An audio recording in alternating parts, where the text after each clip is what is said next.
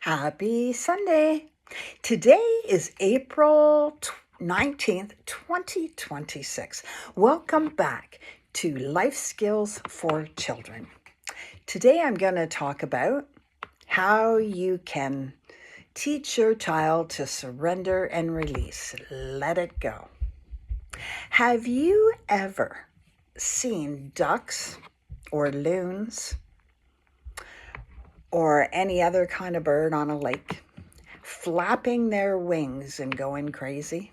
I remember I used to have a cottage on a lake, and one morning I saw two loons.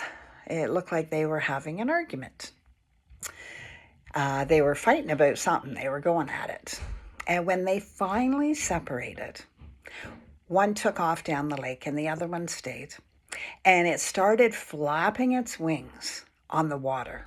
It looked like he was having a temper tantrum. And then when I was telling somebody about it, they said that's what the loons do. And ducks do it too. And other like wild animals will do it, apparently. And what they're doing is they're letting go of their stress and anxiety. Whatever just happened, they're letting it go.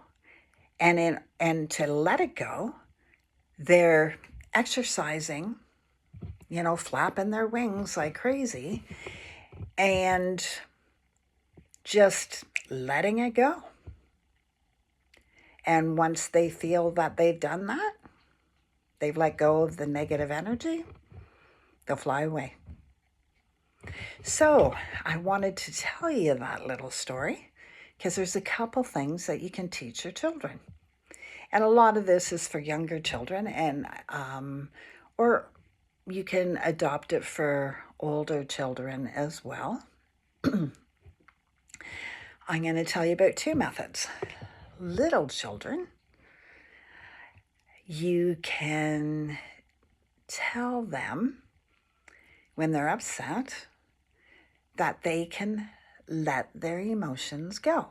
Obviously, you can talk to them about it first, but then you can teach them to let it go after you've talked about it, after they've had the episode, and just teach them how to do deep breathing. In through your nose, all the way deep, right down into your stomach. It's not just it's inhale through your nose, all the way down into your stomach. Hold your breath and let it go through your mouth. There's something about inhaling through your nose and exhaling through your mouth, which is very calming. And if you do it 3 times in a row, it's even more calming. Then you can teach them to roll their shoulders, because you know how we hold tension in our neck and our shoulders. So roll your neck and roll your shoulders. You can be doing it with them. And once that is done, you can say, well, picture a balloon or a bubble. It doesn't matter. Choose one, whichever one they like, or let them choose. A balloon or a bubble.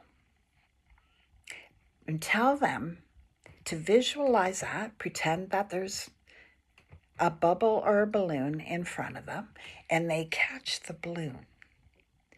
And they put their problem or whatever happened, their situation, their problem or what they've been talking about, into the bubble or the balloon. And once they do that, they can, and this is all pretend. I mean, you can get a real balloon if you want, but this is all pretend. They're, to teach them how to visualize, imagine it, because children are great at imagining.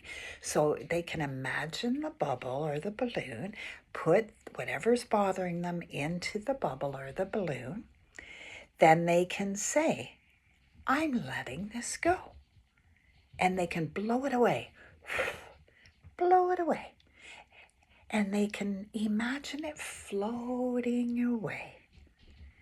And then you can talk to them and ask them how they're feeling. That's one way. Another method is tied more closely to the bird flapping their wings. How about they dance it out? Put on some dancing music.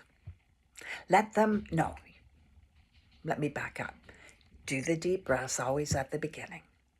Do the rolling of the shoulders and the neck. Think about what it is that they have been dealing with. Tell them they're going to let it go by dancing it out. Put on some music, whatever music they want, and dance. Dance with your child. And dance crazy. Like, jump up and down, flap your arms, let it all go and do that. And, run around the living room in circles with your child. They're going to love this one.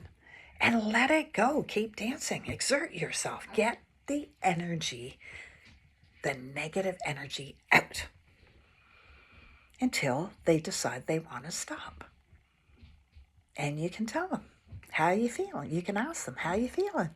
Did you let it go? And the last thing I'd like to mention is if somebody's saying something to them that's mean, because children are mean, let's face it. If somebody said something mean or, is attacking their character,